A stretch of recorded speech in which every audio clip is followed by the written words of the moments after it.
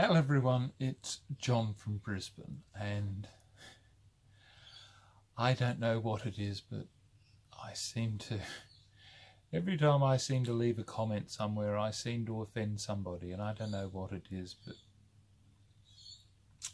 I'm assuming it's because I'm an old white guy, I think, more than anything else, and people immediately decide that, you don't know anything, you're not part of this modern age of people who play games or anything, you know nothing. Well, I probably don't know nothing. And really, I don't care. Your opinions mean nothing to me anymore because my opinions are my own and I'll state them and I'll leave it at that. You can say what you like. But anyway, so yesterday I made a comment on a popular YouTube channel in reference to a piece of artwork, and my comment got taken out of context, and some people decided that because I made context, and I was making a context in relation to I should have made a context in relation to the time point, not as in relation to the time point referring to a particular game, although the presenter made oh god, here we go. Yeah, as I said, I'm not a professional. I do this is part of therapy for me, but it's also part of the fact that I enjoy talking to basically the ether. But, you know, it was interesting because the individual in particular was talking about a box cover artwork, and, you know, he said it looks dull as hell, as dull as sin. It looks boring. It just looks sorry. It just doesn't look good.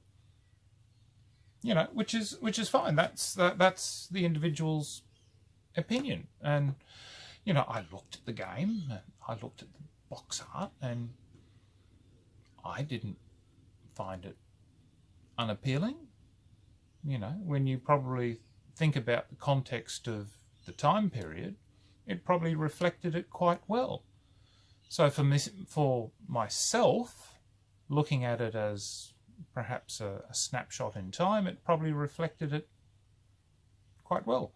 But see, this is where we're getting into art being a subjective piece of interpretation, is the fact that people who have taken it upon themselves to be the reviewers and the guardians of interpretation to the worldwide community, their views are just one of many views, and that not everybody has to agree with them, and that's just part of life, and that, you know, it's one of the things that is just the way things are, is that, you know, my concept, you know, I'm a conservative. I like my artwork to be, you know, realistic in nature. I'm not a modernist. I have no interest in,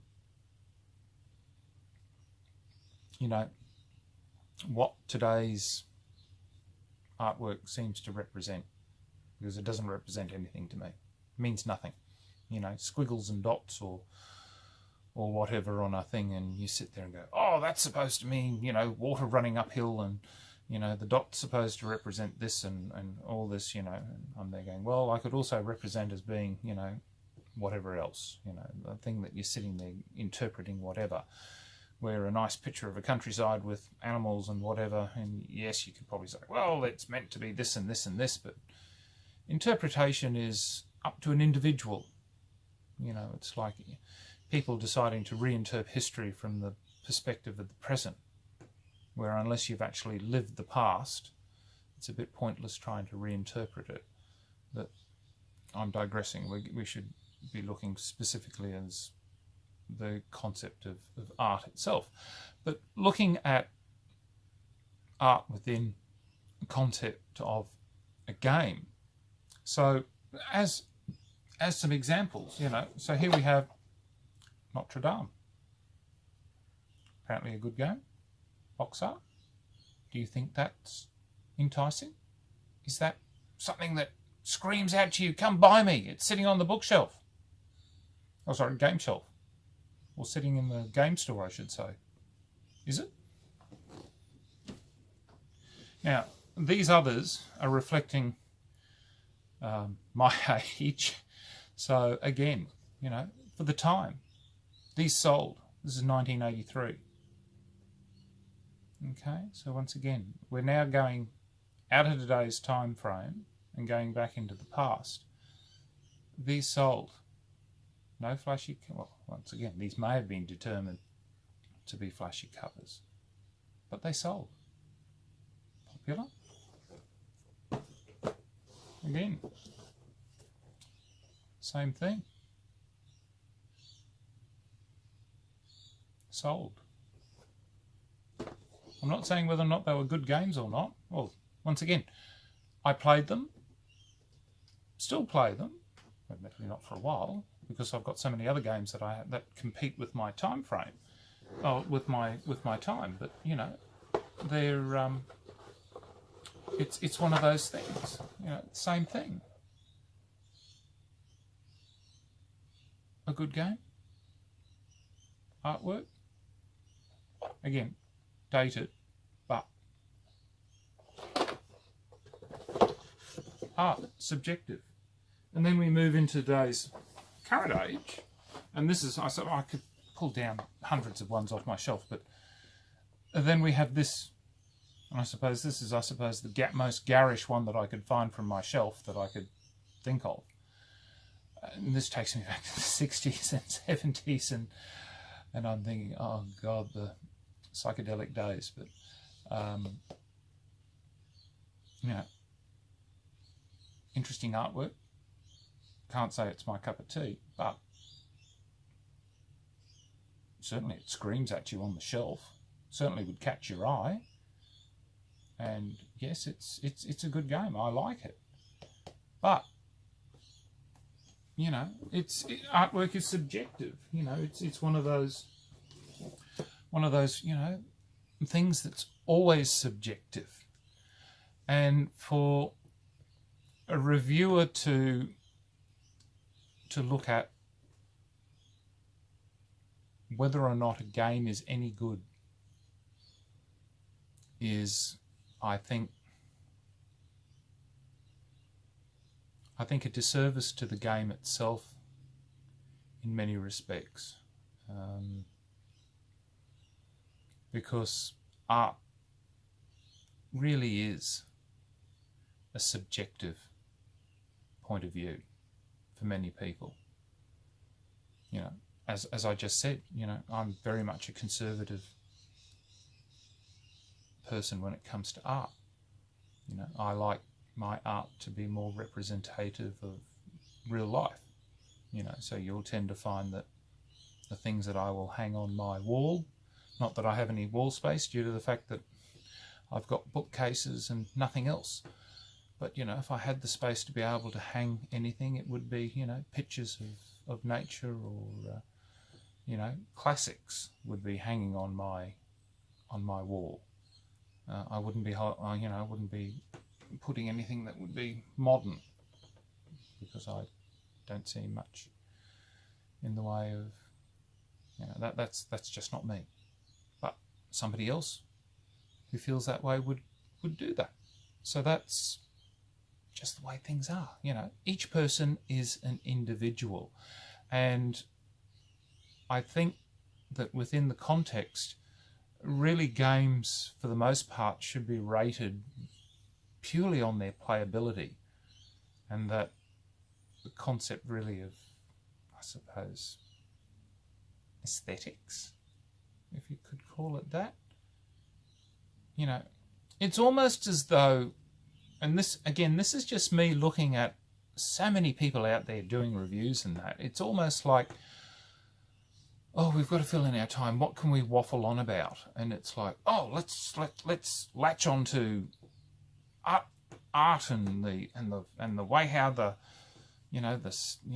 stuff has been designed, and we'll get airy-fairy and add a few more bits and pieces, and we'll try and fill in our you know, make ourselves feel more and more important. And it's almost as though we're becoming, or many reviewers seem to almost be trying to fabricate their own pundit circuit in regards to making things more and more self-important.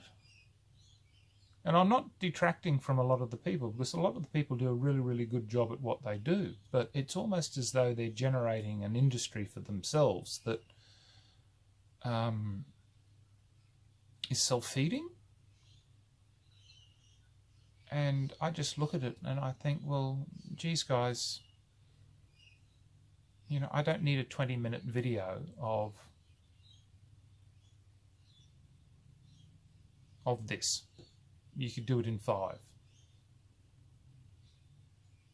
But again, some people, a lot of people seem to want 20-minute videos of, you know, this is all it, you know. But I don't know. Again, this is just me. This is just me, and the fact that, you know, I really don't have or desire to spend 20 minutes watching somebody talk about a video. And sometimes the people who only do 5-minute videos or less may not be the people I want to rate. Or, you know, if somebody does a 20-minute video, I might skip through to the last, you know, 2 or 3 minutes to see what their final review is, and which really does disservice for the 20 minutes worth of video that they've done. You know, you feel like, well, you know, geez, you've gone to all this effort to do this, and all I'm interested in is the last 2 or 3 minutes. Now, I'm quite sure there's somebody who's probably not even going to bother to watch or listen to what I've done. But, you know, again, it's this whole subjective business now of what people do or don't do. But yeah, haven't I digressed from what I was talking about?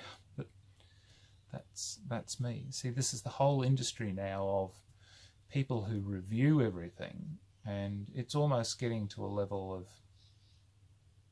of snobbery of within the community now of, you know, I'm better, I'm striking out, I'm running my own little show, and you know, or you've got this fan base of people who run around following people, and, you know, oh, this person's great and we support them, and how dare you, you know, make this criticism. Or, you know, people who support a particular game, you know, and if you make a criticism against a game, and bang, you've got people who go, oh, how dare you criticise my favourite game, and I'm there going, well, does it matter? You know, I like a lot of games, and